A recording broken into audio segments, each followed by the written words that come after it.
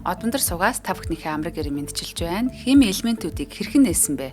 Нэвтрүүлэг хүрэхэд бэлэн боллоо. За нэвтрүүлгийн хамтран ажиллагчаар Отревинтэй чөлөөтэй амьсгалцгаая Отревин болон чанарыг танд авчирна Lenus Med ивэнтгэж хамтарч ажиллаж байна. За нэвтрүүлэг NTV Одондар радио 107 83.3 хөс остолгоноор та бүхэнтэй хүрдэгэ. За өнөөдрийн сэдэв бол өмнөх сэдвээр бол саран дээр ямар элементүүд байдгийг талаар бид ярилцсан. За одоо бол саран дээр ус байдгүй те байдаг бол яагаад вэ гэдэг талаар ярилцгаална. Яг одоо физикч бэлгүүнтэйгээ холбогдоод байна. Үзэгчтэй болон бэлгүүнтэй энэ өдрийн мэнд хүргэе. Өдрийн мэнд сайн байцгаана уу? Тийм одоо түрүүний урнагийн хэлснээр өмнөх дугаар дээр хоёулаа юуны тухай ярьсан те. Саран дээр ер нь ямар элементүүд байдгийг за яг саран дээр байдаг нийт элементүүдийн ихэнх дийлэнх хувийг 7 өөр элементүүд эзэлдэг тухай ярьсан тийм үү. За тэр 7 элементүүд нь хоорондоо нэгдээд 4-5 өөр төрлийн эрдцүүдийг үүсгдэг. За тэр тухайн эрдцүүдийг болохоор Аполло одоо мишний үеэр сарнаас авчирсан хөрс болон шорооны дээжүүдээс ялгаж одоо мэддэг болсон гэдэг тухай ярьсан байна. За ингэж ялгаж мэддэг болсноороо нэг чухал одоо нээлтийг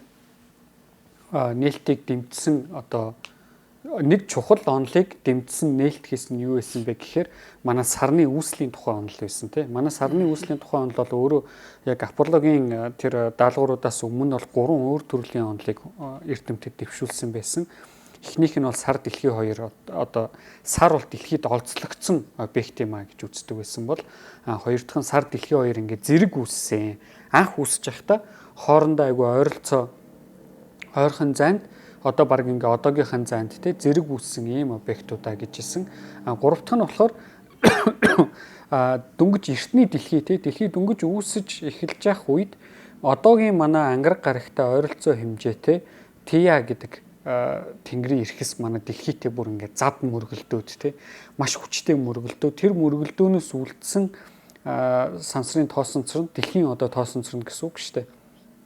Тэр тоос шороо нь эргэж хоорондоо нийлээд сарыг үүсгэсэн юм а гэдэг онол байсан. За сарнаас авчирсан шороо болон хөрсний дээжүүд нь сар маань эрт үедээ маш халуун галтуулын итвэхтэй маш халуун юм лава гадаргуу дээр нь урсж исэн гэдэг баримтуудыг баталснаар ер нь бол дэлхийн сар хоёр хоорондоо мөргөлдөж үүссэн байх ёстой байна гэдэг онолыг батлах нэг ихний сэжин болж байгаа. За хоёр дахь нь болохоор мөн сарны хөрсний дээжүүдээс хэмжиж үзсэн төмрийн изотопууд болон төмрийн одоо нэгдлүүд байна.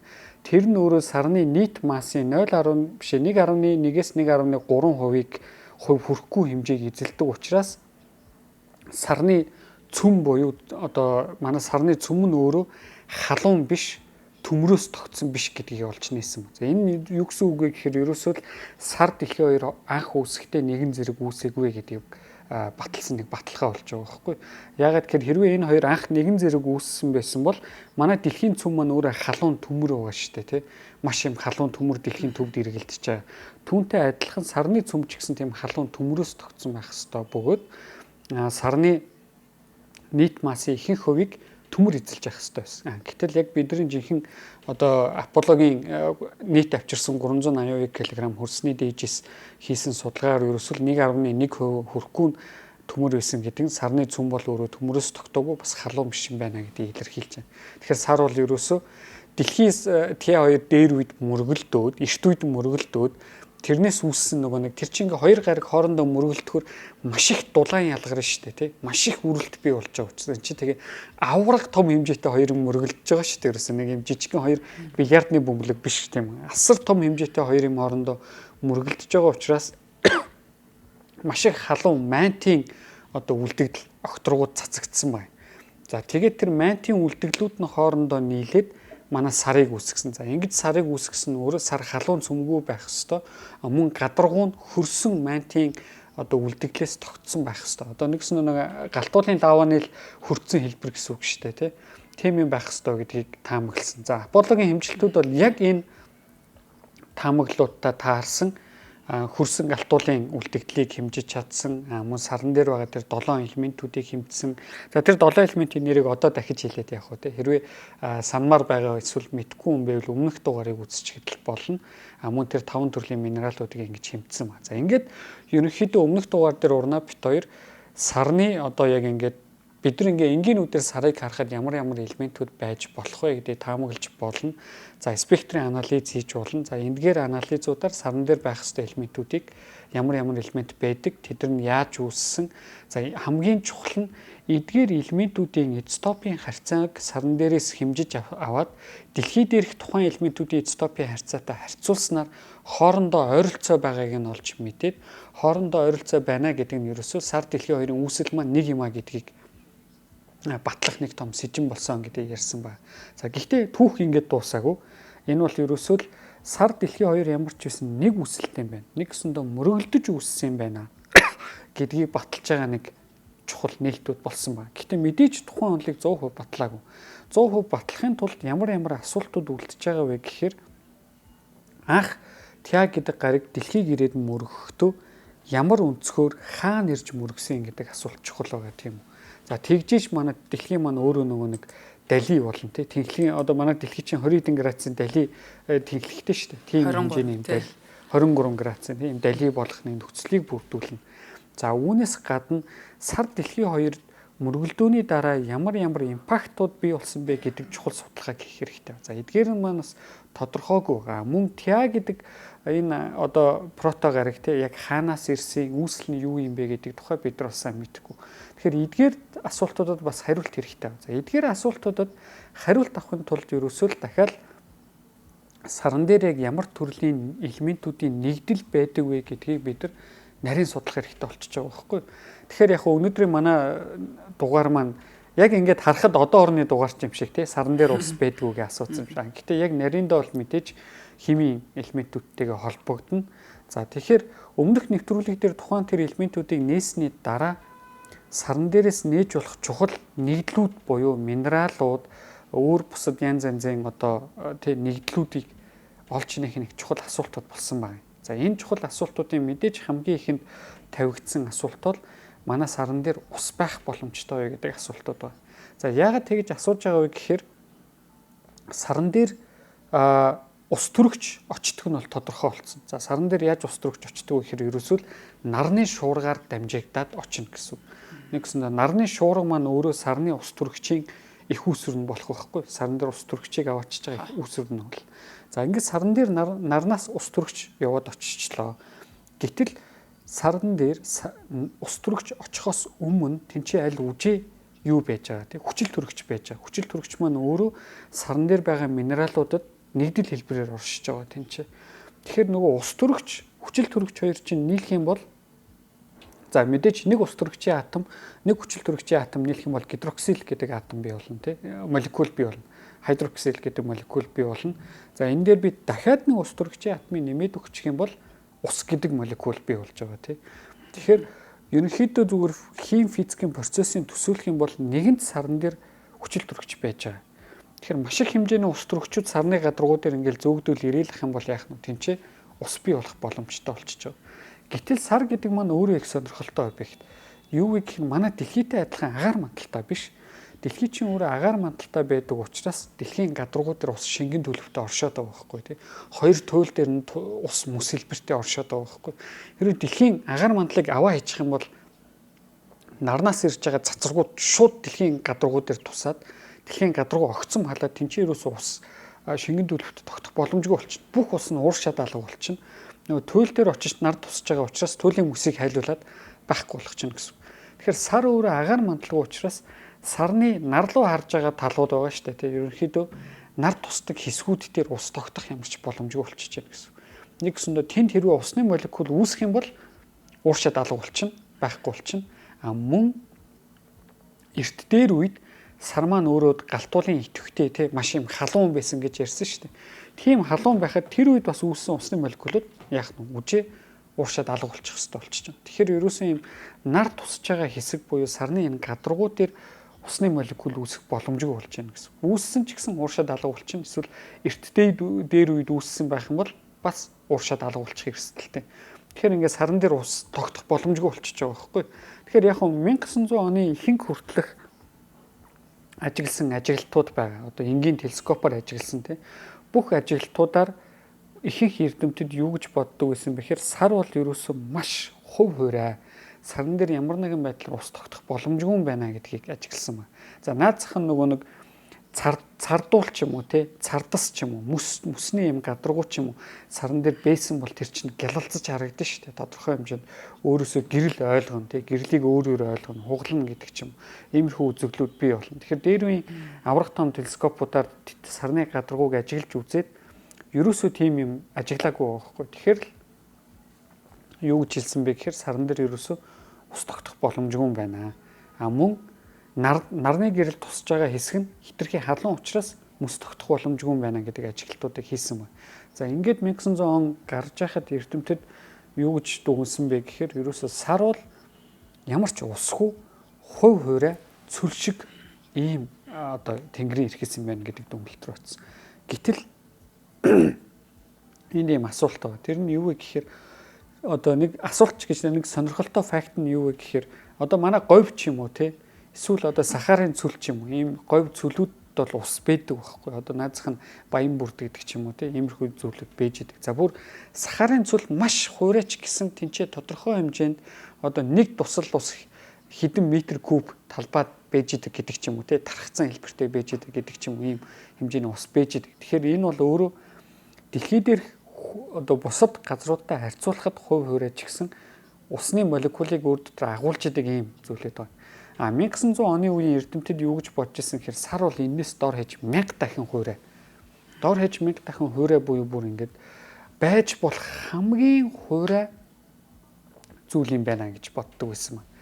Ингэж боддог байсан. Гэтэл 1961 онд одоо түүх өөрчлөгдөж байгаа. Тэнд юу болсон бэ гэхээр Америкийн нэгдсэн улсын Калтик их сургуулийн эрдэмтэд Кеннет Ватсон, Брюс Морей, Харрисон Браун гэдэг эрдэмтэд байгаа. За энэ гурван эрдэмтэн ямар таамаглал дэвшүүлсэн бэ гэхээр сарыг ажиглаад нэг зүйлийг анзаарсан байхгүй. Тэр нь юу вэ гэхээр манай дэлхий чинь 23 градусын далийн өнцгөр нарыг тойрж иргэдэг учраас хоёр туйл дээр нар тусдаг тий. Тэгээ заримдаа бүр өвөл жишээ нь хойд туйл дээр нар жаргадгүй шүү дээ тий. Хитэн сараар ингээд нар жаргахгүй зүгээр тэнгэрийн хаяараа очичоод буцаад мандаад ингээд идэх шүн болтохоо болчдөг гэсэн.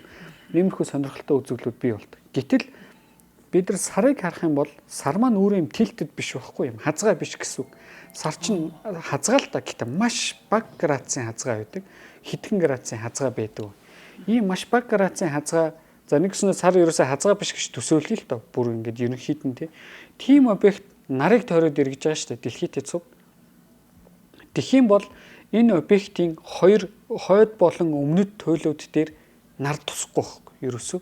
Тэнд бүр хизээч нар тусахгүй гэсэн. Ерөөсөө нарны гэрэл тэнцээ очихгүй. Тийм болохоор тэнцээ мөнхийн сүудэртэй хэсэг үүсдэг тэнцээ. Мөнхийн сүудэртэй хэсэг үүсдэг. За ингэнгүүт манай гурав юу гэж бодсон гэхээр манай сарны чинь өмнөд туйл болон хойд туйл чинь мөнхийн сүудэртэй хэсэг юм биш үү? За тэрийг англиар бол PCR хэсэг гэж нэрлэдэг. PCR хэсэг гэж нэрлэдэг.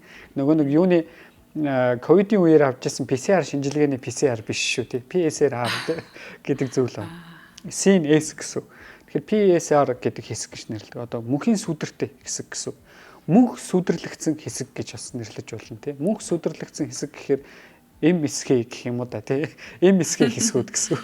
Тэгэхээр энэ MSK хэсгүүдийг манай энэ Watson, Murray, Brown гэдэг Калтикийн гурван эрдэмтэн 1961 онд анх тодорхойлоод за ингээд одоо төсөөлсөн байна нэгсэн доо таамаглал дэвшүүлэхийн тулд төсөөлж байна гэсэн. Ямар төсөөлөлт хийсэн бэ гэхээр энэ MSK хэсгүүдэд мөнхийн сүдэртэй хэсгүүдэд магадгүй тэнцээ ингээд асар хүүтэн байгаа тийм үү. Тэнцээ хизээч нар тусахгүй учраас асар хүүтэн байгаа. Хэдэн сая хэдэн тэрбум жилийн хугацаанд тэр хэсгүүд маань мөнхийн сүдэртэй байсан. За тэгэхээр ямар нэгэн байдлаар эрт дээр үед саран дээр усны молекул үүссэн бол эсвэл ямар нэгэн байдлаар саран дээр ус зөөгдөж ирсэн бол тэнцээ өрхөнд орчих боломжтой гэсэн. Нэгсэндээ мөнхийн сүдэртэй хэсгүүд өөртөө усыг өрхтөж аваад хизээч нар үзэхгүй учраас тэнцээ ус хөлдсөн хэлбэртэй байх боломжтой байна гэдэг таамаглалыг хамгийн анх дэвшүүлсэн байна. Хаа байсан 1961 он тийм үү 64 жилийн өмнө дэвшүүлсэн байна шүү дээ. Хүнд өглөختөн саран дээр сансарт нисгээс ч юм уу саран дээр очихоос хэдхэн жилийн өмнө те 7 жилийн өмнө 8 жилийн өмнө гэсэн. За ийм таамаглалыг дэвшүүлсэн. За гэтэл энэ ч их одоо нэг бодлын гунигтай юм шиг нэг бодлын одоо сонин юм шиг зүйл болсон нь юу вэ гэхээр Аполло мишны үеэр сарнаас авчирсан хөрсний дээжүүд байгаа шүү дээ. Хөрс шорооны дээжүүдээс ерөөсөө ямар ч усны молекулуудыг олж нэгээгүй. Бүхэл бүтэн 382 кг хөрс усны дээжийг тухайн үед авчирсан шүү дээ. Одоо 1969-1972 оны Аполлогийн даалгавруудын үеэр те маш их хөрсний дээжийг авчирлаа. Тухайн үеийн багажаар тэр хөрсний дээжүүдэд усны молекулууд байна уу гэдгийг бид нар шалгаж үзсэн. Гэтэл эрдэмтэд шалгаж үзсэн. Гэтэл тэнцэнээс ерөөсөө ямар нэгэн усны дээж олж нээгээгүй. За энэ нь өөрөө өмнөх эрдэмтдийн сар бол маш хуурай гарига гэдгийг баталсан байна. Энд чи ерөөсөө баталсан. Тэндээс олцсон байх ч утсан шүү дээ. Харин уул нь тэгж бодоод аяа найдвар байгаа юм. Тэнцэн ус хүрээд ирэхээр найдвар байна. Гэтэл тэнцэнээс ингээд ус ирээгүй. Тэгэхээр энэ нь өөрөө өмнөх одоо олон зуун жилийн эрдэмтдийн таамаглаж исэн сар бол хувь хуурай гариг. За тэгээд ус байхгүй гэдэг одоо таамаглалыг баталсан байгаа байхгүй. Тэгэхээр энэ нь өөрөө нэг юм бас ингэж бодохоор их гонигтай тийм. Манай нөгөө 61 оны Кельтехийн 3 эрдэмтдийн таамаглалыг яах нь үүсгэсэн биз дээ. Гэтэ энд нэг зүйлийг анхаарах хэрэгтэй. Нэгт энэ хэмжилт маань өөрөө 60 жилийн өмнө хийгдсэн. Нэгсэндээ өнөөдрийн технологитой харьцуулахад илүү одоо хөгжлийн хувьд дороо технологийн үед хийгдсэн хэмжилт. Хоёрт Аполло даалгаврын үеэр сарны одоо нэг MSK хэсгүүд буюу мөнхийн сүдэртэй хэсгүүдээс сүдэрлэгдсэн хэсгээс хөрсний дээж авчираагүй байхгүй юу? Сарны яах нь үргэлж нар тусч идэг хэсгүүдээс хөрсний дээж авчирсан байна. Тэгэхээр ингээд итгэл найдраа алдчих болохгүй.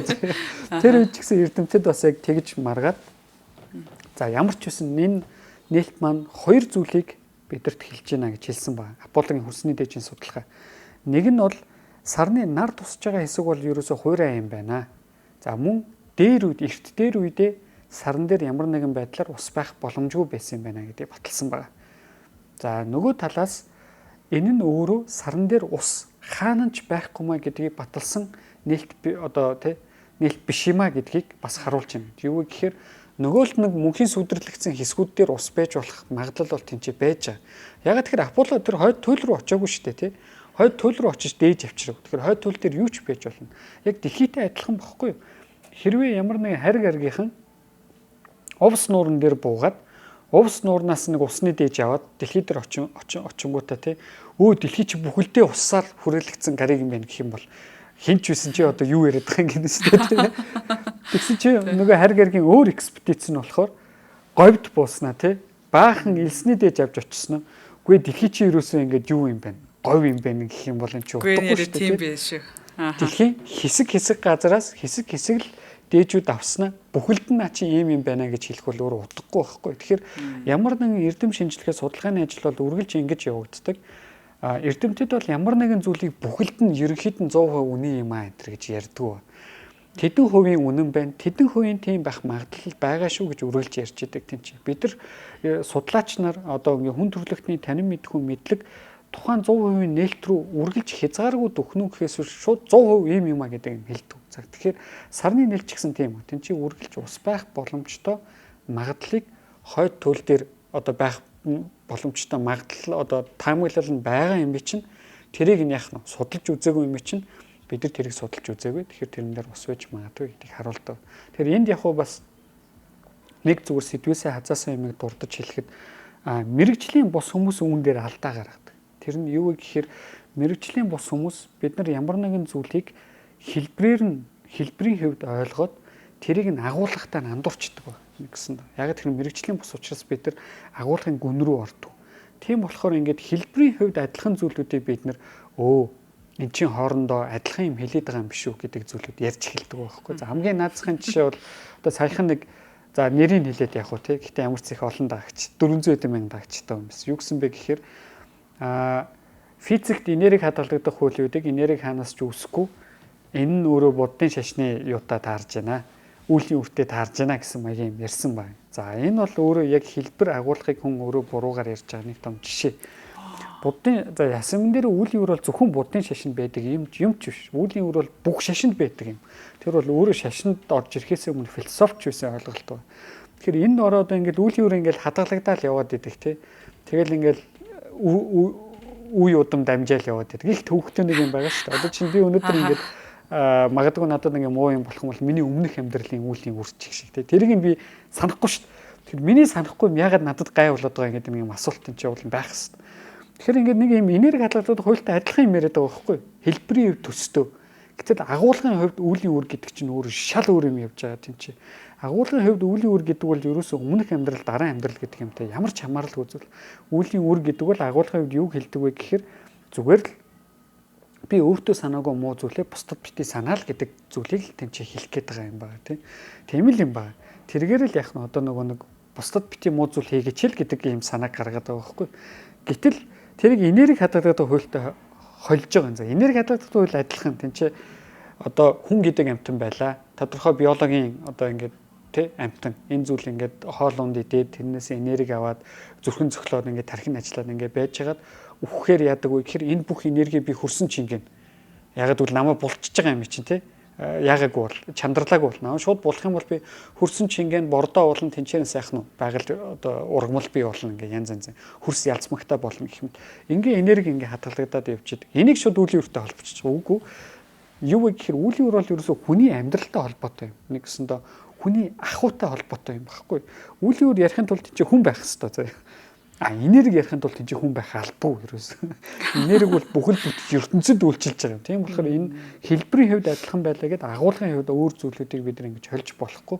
Түүнтэй адилхан эрдэмтэд ч гэсэн хэлбэрийн хувьд адилхан зүйлүүдийг агуулгын хувьд судлаад яг түрүүний саран дээрх усны нээлттэй адилхан эн чинь тодорхой тэнцээ зай үлдээж идэг үргэлжтэй ийм зүйл байж магадгүй гэдэг зайнуудыг үлдээж идэг. Тэгэхээр энэ зүгээр сонсогч нартай нэг зүйлийг сануулж хэлэхэд бид нар ялангуяа мэрэгжлийн бус хүмүүс өөр эсвэл мэрэгжлийн хүмүүс өөр салбарын мэдлэгийг харахтаа хэлбэрийн хувьд адилхан зүйлүүдийг агуулгаар нь андуурч ойлгоход тэгээ хоорондоо адилхан байна гэдэг зүйлүүдийг яар. Тэгэхээр бид нар ингэж болохгүй. Яагаад ингэж болохгүй вэ гэхээр ямар сандал тэнцээ чин шинж өөр шинжилгээ байна тийм үү. Хим, физик, биологи, ангаах ухаан гэдэг ч юм уу тийм математик иргэний civil engineer гэдэг ч юм уу барилгын шинжилгээ гэдэг ч юм уу. Яагаад өөр шинжилгээ байна? Тэр чинь өөрөөр судлагдахуунтай өөрөөр агуулгатай зүйлүүд байгаа байхгүй. Хэрвээ тэд нар чи адилхан зүйлээс бол бүгдийг нэг юмар л судлаа л да тий. Үгүй шүү дээ. Чи бүгд өөр өөрийн гэсэн судалгааны одоо хэмжээсүүдтэй энергийн түвшнүүдтэй зүйлүүд байж байгаа. Тэгэхээр бид нар энийг ингэж хамаагүй холж болохгүй шүү гэдгийг сануулж хэлэх гэсэн. За хоёул эхний хамтран ажиллагчаа танилцуулаад цаашаага ер нь энэ сарны одоо энэ хөрсний дээжүүд юу болов? Сарн дээрх усны энэ судалгаа хаашаа хөтлөв вэ гэдэг тухай өргөжлүүлж ярив. За чанарыг танд авчирна хүүхэд бидний ирээдүй Бекютан Кизийн хамт олон манай хими элементийн нэвтрүүлгүүдийг ивентэд гэж ажилтгаа явах боломжийг олгож яадаг. За тэгэхээр эднийд бол одоо маш олон витамин одоо хүүхэд гэлтгөө одоо том хүний эрдэс бодисууд гээд олон сонголтууд байгаа. За өнөөдөр би та бүхэндээ энэ хүүхдийн гидсний ашигтай бактерийг танилцуулах гэсэн юм аа. За тэгээ ашигтай бактери гэдэг бол одоо бидний биеийн баг хэдэн хувьд нь ч одоо юм ашигтай болон ашиггүй бактери, вирус, нөгөө бактерифаг те зэрэг одоо бас байдгийг мэдэхгүй байна. Эдгээр болгон бас энд үүрэгтэй ажиллаж яадаг. Бидний биеийн одоо хоол задлах, за тэгээд дархлааны 70% нь бүр тэндээс одоо гарч явах жишээний тэр бүхэл одоо хүний сэтгэл санаа одоо бодисын солилцоонд хүртэл ингэж нөлөөлж идэг ийм бактериуд бидний биед байна. Одоо гидсэн ч бүхэл ер нь те хүний бүх бие даяар арьсан дээр те бүх газар ингээ байдгаа.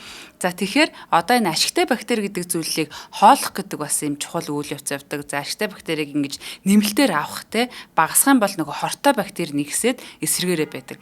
Тэгэхээр эднийд бол 15 төрлийн эрдэс витамин агуулсан мультивитамин болон ашигтай бактери агуулснараа маш давуу талтай одоо нэг олон санж олон юм уухгүй яг нэг дор агуулгдсан гэдэг нэг даваагаа. За тэгээ хүүхдийн дархлаа, өсөлт, бодисын солилцоо, ашигтай бактери хоол боловсруулахын эргэцэн системийн үйл ажиллагааг тэнцвэржүүлэх зорилготой. За хайрцаг дотроо 14 ширхэг жижиг нунтаг уутай хэлбэртэй байна. За 1-3 насны хүүхэд бол ерөөсөө өдөрт 1 уутыг уучхад болно. За 4 болон одоо түүнээс дээш насны хүүхэд бол 1-2 уутыг ус болонд харгандаа ингээд нарилаад уучхад Маш хэрэгтэй. За антибиотик хэрэглэж байгаа үед л да ялангуяа ашигтай бактерид бас нөлөөлөд идэг. Тэгэхээр антибиотик ууж явах үедээ марталгүй бас авч хэрэглээрэй гэж хэлмээр байна. За Health Point-ийн эмээр шууд байгаа газараа захиалаад авах боломжтой. Мөн бүх эмийн сангуудаар худалдаалагдж байгаа. Та бүхэн Bakutan гэдэг нэрийг бас хараад аваарай. Facebook дээр Alkaloid Mongolia гэдэг хуудас байгаа. Холбогдох утасны дугаар нь 80 3 51 91 99 34 97 17 гэсэн утсуудаар холбогдох боломжтой. За тийм шинжилгээ ухаан таны мэдхийн одоо нэвтрүүлгүүдийн маань дэмжиж ажилладаг танай байгууллагын хамт олонд их баярлалаа. Амжилтсаа. Баярлалаа. Тэгээ ер нь одоо ч нөгөө нэг ялангуяа хүүхдүүд тэгээд хөгшин хүмүүс бол ялангуяа ийм нөгөө бүх юм нэг дараа агуулсан витамин тэгээд юу нөгөө гат бактериа гэдэг чинь тий ашигтай бактери их хэрэгтэй юм шиг.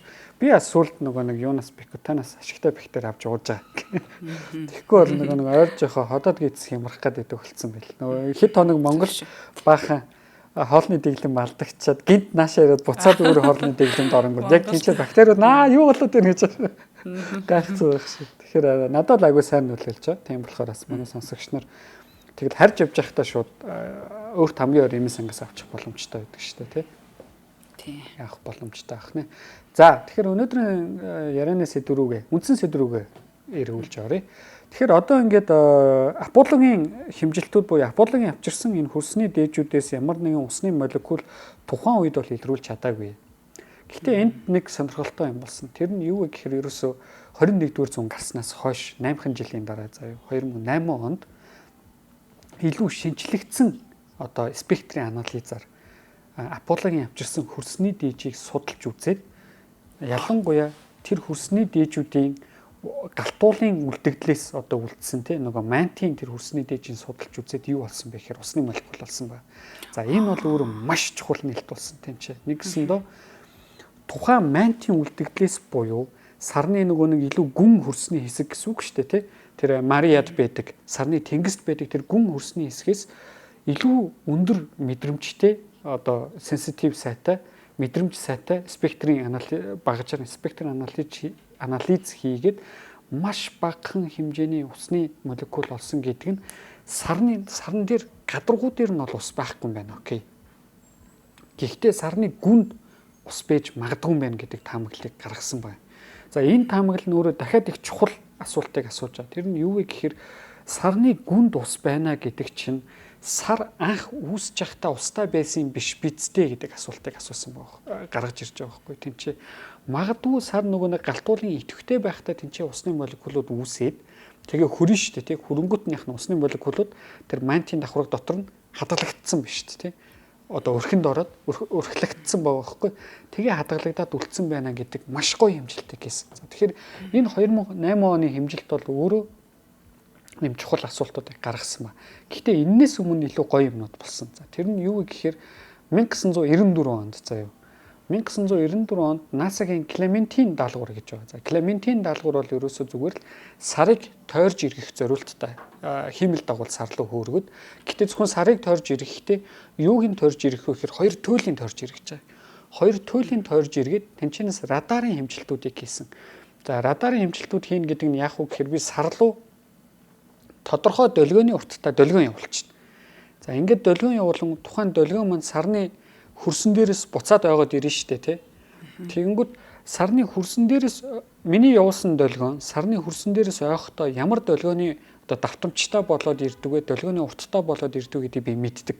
Нэгс нөгөө сарыг мөх сүдэрлэгдсэн хэсгийн биш зүгээр гадаргуугийн тойрж иргэж явахдаа нэг юм долгион явуулаад ямар долгион буцаж ойж ир чинь тэрийг хэмчиж штэ би тэгээ мэддэг болчихж байгаа нэг. За тэгэнгүүт туйл хэсгээр нь хэрвээ ус өрхлөгдсөн байвал тий. Тэнцээ усны молекулууд өрхөнд орцсон байх юм бол яах вэ гэхээр нөгөө долгион чи усны молекул дээрээс ойгоод ирэхдээ өөр болчихдог байхгүй. Гадаргуу дээрээс ойж байгаа долгионоос өөр болдог гэсэн. Тэр Клементин маань ийм bistatic радар гэж нэрлэдэг ийм долгионыг сарны туйлууд руу явуулаад буцаж ирсэн тэр долгионынх нь уртын өөрчлөлтийг хэмжээд энэ нь өрхлөгдсөн одоо нөгөө сарны хоёр туйл дээр өрхөнд орсон тэр усны молекулуудаас болов уугүй юу гэдгийг шалгаж үзсэн байна. За ингээд шалгаж үзсэн чинь маш гоё үр дүн гарсан. Тэр нь юу вэ гэхээр тэр хоёр туйлууд дээр нь усны молекул бэж магадгүй гэдэг таамаглалыг төвшүүлсэн. За яагаад магадгүй гэж байгаа вэ гэхээр нөгөө шууд буужчоод хөрсний дээжийг нь авангуудаа өө энэ ч усны молекул байна гэж тэмчижээгүй шүү дээ тий. бас л тэнцээ хинт өгч ийн гэсэн үг. Сэжим өгч ийн гэсэн үг байхгүй. Ямар нэгэн усны молекул тэнцээ өрхөнд орсон байж магадгүй гэдэг сэжмийг өгсөн байна. За ингээд саран дээр ус байж магадгүй итгэл найдвар маань яалаа. Дээшлэлээ одоо тий. Итгэл найдвар маань сайжирлаа гэсэн. Илүү ингээд итгэл найдвар илүү ихээр төрж эхэлж штэ. За ингэж явж байгаад яг 4 жилийн дараа Lunar Prospector гэдэг даалгаврыг хэрэгжүүлсэн. За энэ нь бол 1998 онд болсон байна. За энэ нөхөр нь юу хийсэн бэ гэхээр өөр дөрөө нейтроны спектрометрийг авч явдаг ийм хиймэл дагуул гэсэн. За гэхдээ нейтроны спектрометр бол өөрөө яг саран дээр ус байгаа юу үгүй юу гэдгийг шууд харж чадахгүй. Гэхдээ нейтроны спектрометр юу харж чадах вэ гэхээр саран дээр ямар нэгэн байдлаар ус төрөгчийн молекулууд хэр хэмжээтэй байгаа вэ гэдгийг харж болно гэсэн. За яагаад ус төрөгчийн молекул харж байгаа вэ гэхээр усны молекул чи яадаг вүлээ? Ус төрөгчийн 2 молекул, хүчил төрөгчийн 1 молекул шүү дээ, тэ. Тэгэхээр ийм 2 зүйлээс тогтдог. Тэгэхээр сарны мөнх сүдэрлэгдсэн одоо хэсгээр очоод тэнцэнээс спектрийн анализ хийгээд, нейтроны спектрийн анализ хийгээд хэр хэмжээний ус төрөгч байна гэдгийг хэмжиж үзсэн гэсэн. За энэ нь өөрөө ямар процесс болдог вэ гэхээр сансрын цацраг байгаа тийм үү? Сансрын цацраг маань өөрөө сарны хөрсийг дайраад өнгөрөхдөө сарны хөрсөн дээрээс нейтроныг сугалцдаг. Нейтроныг одоо сарны хөрснийг бүтээж байгаа молекулуудын гадаад давхаргын л гэж байна. Молекулуудын нейтроныг суудагтаад гаргацдаг гэсэн. Тэгэхээр хөрсөн дээр байгаа тэр нейтронууд үсрээд явлаа шүү дээ, тийм үү? Одоо ингээд нейтронууд сансар руу гарлаа. Хэрвээ тэгж явж байхдаа тэр нейтрон маань хөрсний гадаргуу дээр байгаа эсвэл хөрсний гүнд байгаа ямар нэгэн ус төрөгчийн молекултай харилцан үйлчлэлд орох юм бол өрхөнд орчдөг байхгүй. Нэг гэсэнд ус төрөгчийн молекул сарны хөрснөөс гарч ирж байгаа нейтронуудыг удаашруулдаг гэсэн. Илүү их удаашруулдаг гэсэн. Тэгэхээр Lunar Prospector ямар даалгавар хийсэн бэ гэхээр сарны бас л нөгөө нэг нар тусаж байгаа энгийн гадаргуунууд дээр очиод хэрэг хэмжээний нейтрон тэнцэнээс гарч байгааг хэмжиж аваад тэнцээ ягаад тэгэхээр ус төрөгч угаасаа байхгүй бид нар мэдээд байгаа шүү дээ, тий. Байх юм бол бүгд ууршаад алга болчихно гэдэг мэдээд байгаа.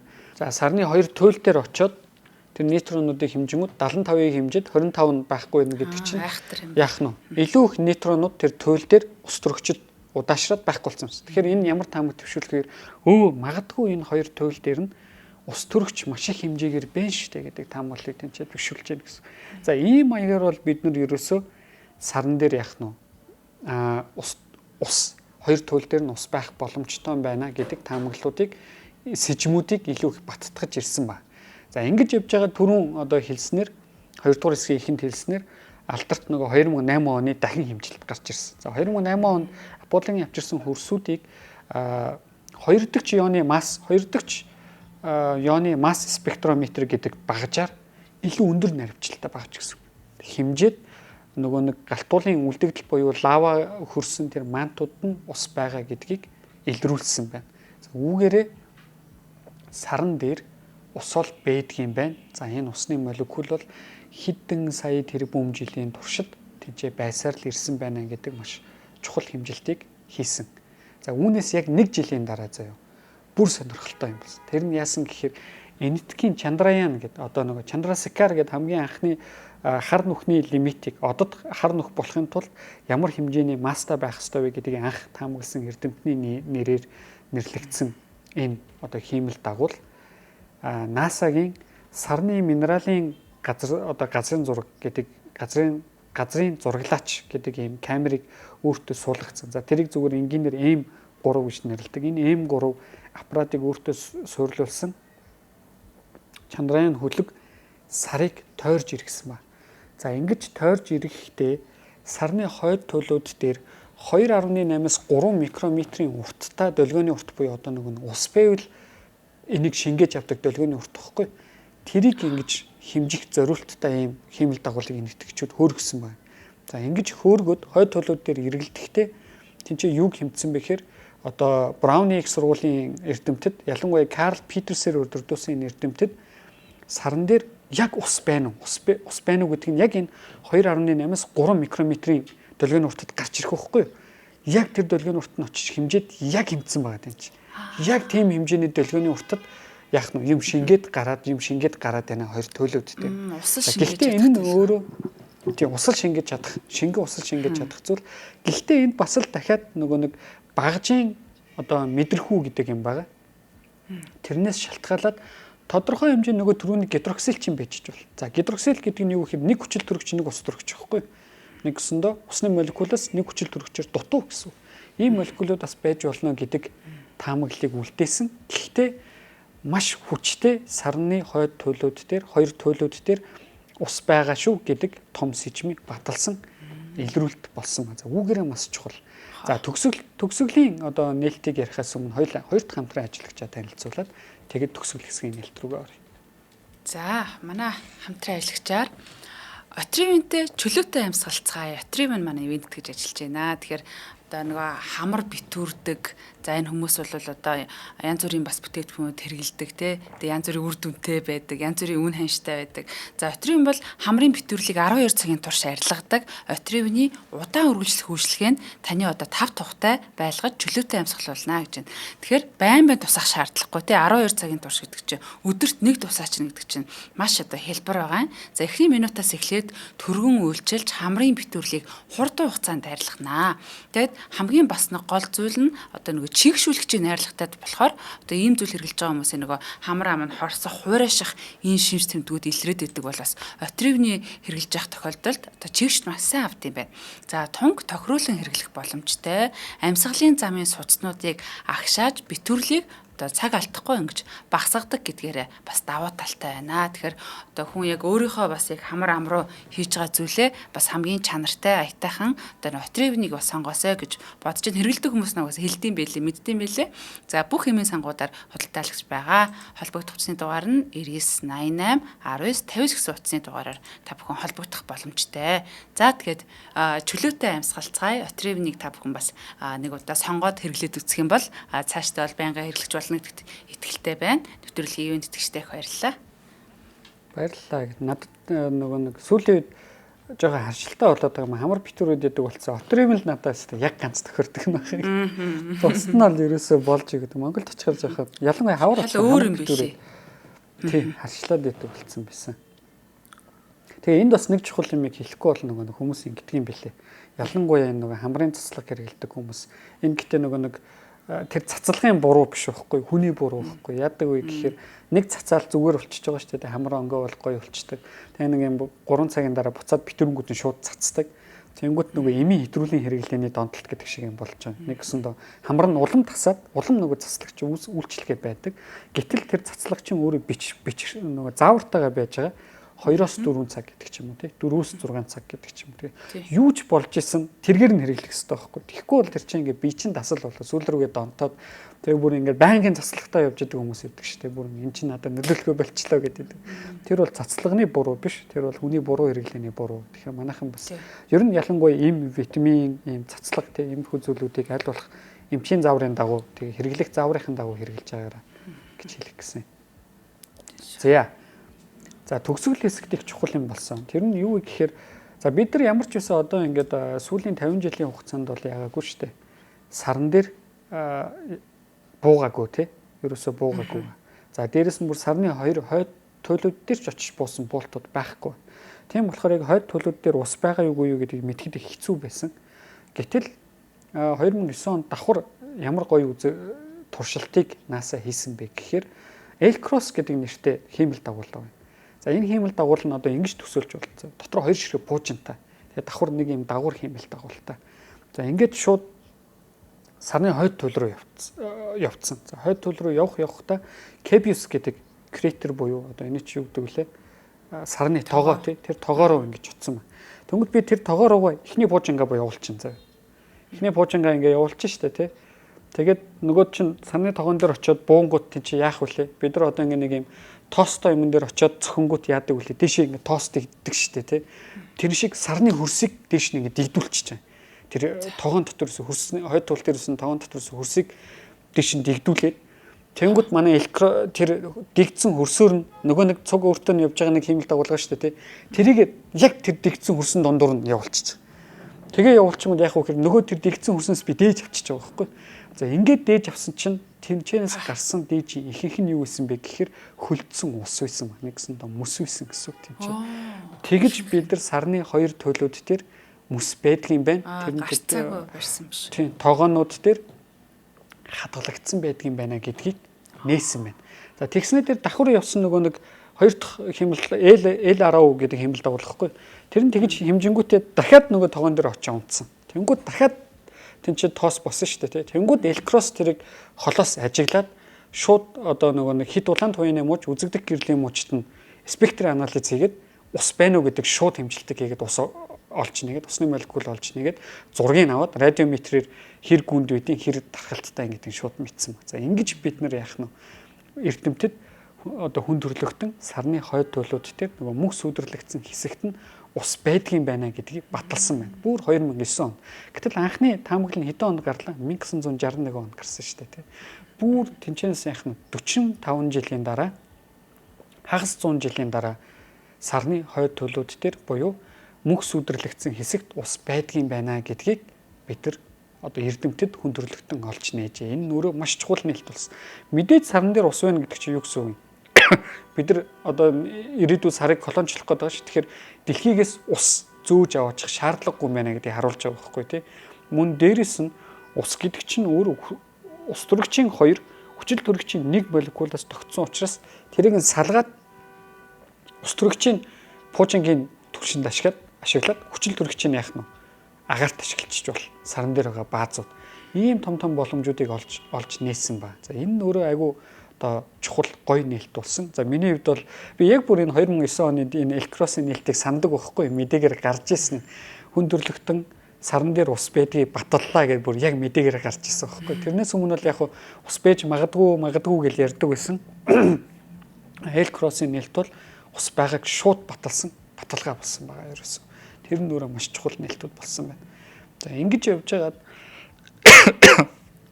2018 онд бас нөгөө Chandrayaan M3-ийн юунуудыг хэмжиж үзээд одоо юу гэдэг вүлээ датануудыг дахин анализ хийгээд дахиад тэр нөгөө сарны хойд төлөвүүд дээр ус байсан байна гэдгийг бүрэн баталсан ба. За одоо бол өнөөдөр ерөөсөө сарны хойд төлөвүүд дээр ус байгаа гэдэг бол батлагдсан нээлтүүд гэсэн үг. Тийм чи ус буюу мөс вэ гэсэн үг шүү дээ. Тэр хойд төлөвүүд дээр хэсэгт нь мөс бэж гин гэсэн үг.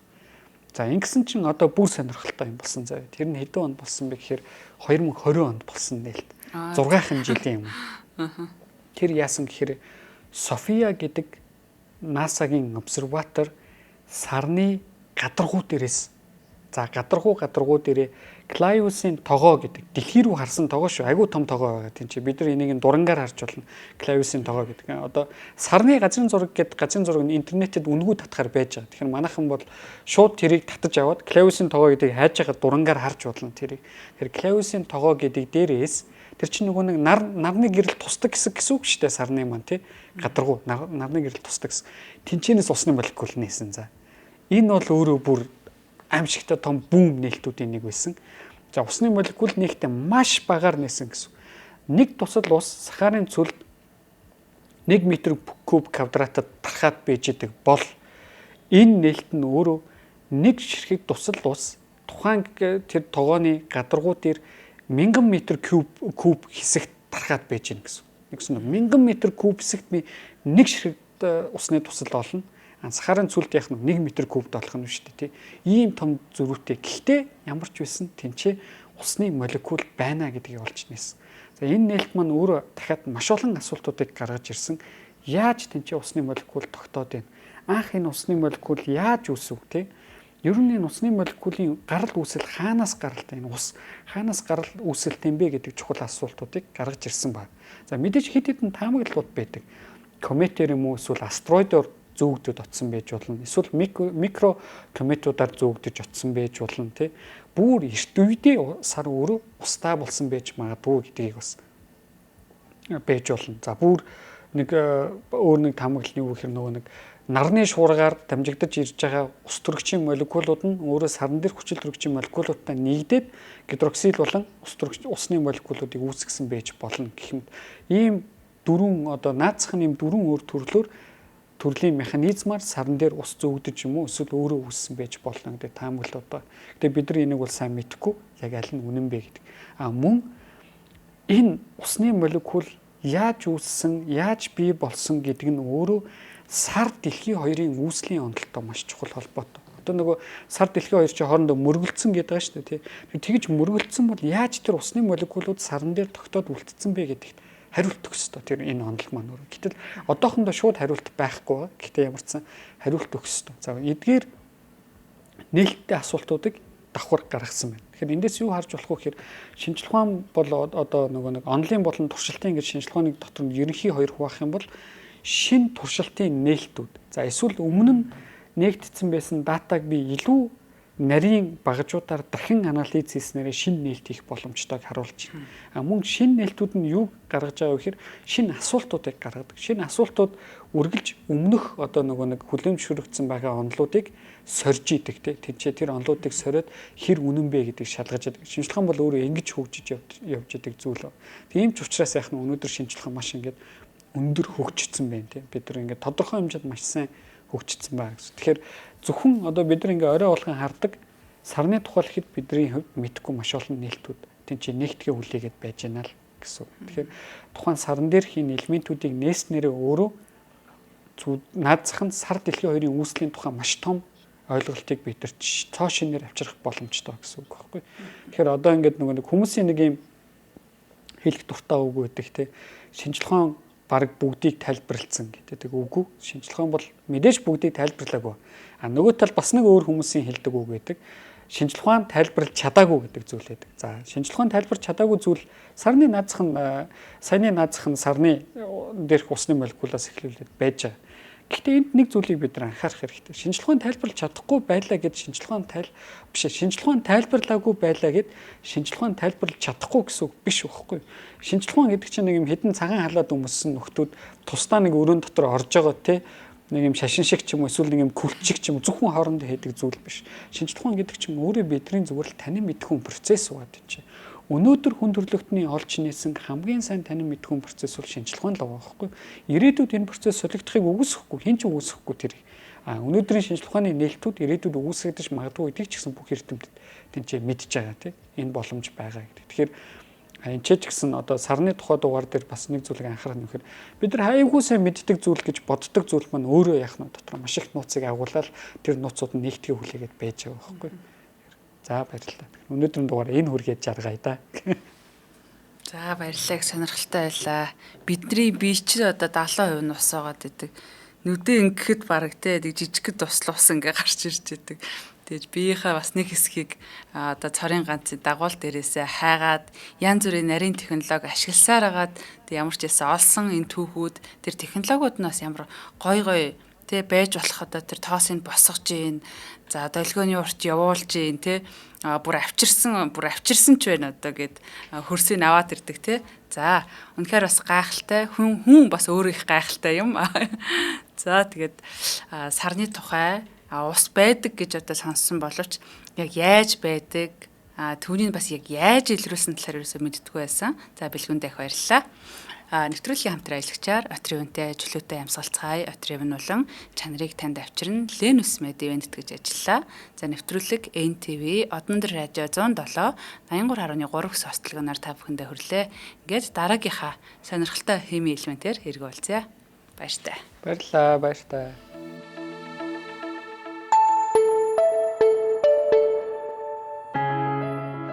Нэвтрүүлгийг хүлээн авсан Нарны аймгийн монголчуудтай баярлалаа. Одмондөр сувг нь энэ мэдчлэн таны мэдхүйн мянган нэвтрүүлгийг 2026 оны 7 сарын 1 хүртэл та бүхэндээ хүргэх юм.